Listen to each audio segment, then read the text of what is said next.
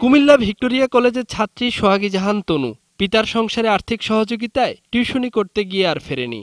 বাড়ির ১০০ গজের মধ্যে পাওয়া গেছে তার মরদেহ, তাও কুমিল্লা সেনানিবাস এলাকায়।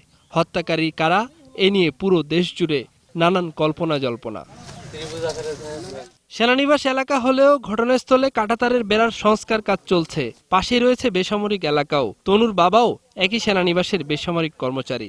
তাই হত্যাকাণ্ডের বিয়োগ যন্ত্রণা বিরাজ করছে পুরো সেনা পরিবারে। এইটা হচ্ছে ক্যান্টনমেন্ট বাউন্ডারি, ৬ থেকে ৭ গজ ভিতরে যেখানে সাইন বডিটা পাওয়া গেছে, সিন অফ সাইট, সেখানে এইটুকুই হয়েছে। তো আমাদেরই তো মেয়ে চলে গেছে।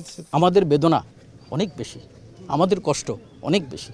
আমরা আমাদের পরিবারের একজন সদস্যকে, এক কন্যাকে হারিয়েছি।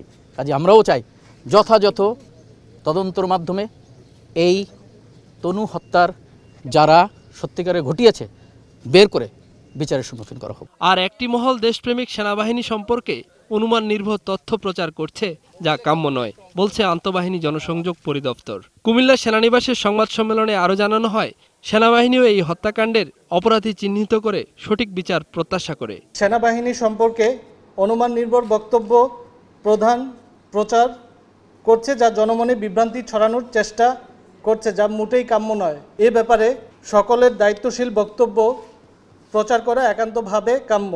এদিকে তনুর বাবা মা তাদের মেয়ের হত্যাকারী হিসেবে কাউকে সন্দেহ করতে পারছেন না, তবে সঠিক বিচার প্রত্যাশা করছেন তারা। এটার মধ্যে আমি কি কইতাম, আমি ক্যান্টনমেন্টের ভিতরে আমি নিশ্চিন্তে আমার মুহূর্তন লয়ে গেছে গা, আমি তো এখনো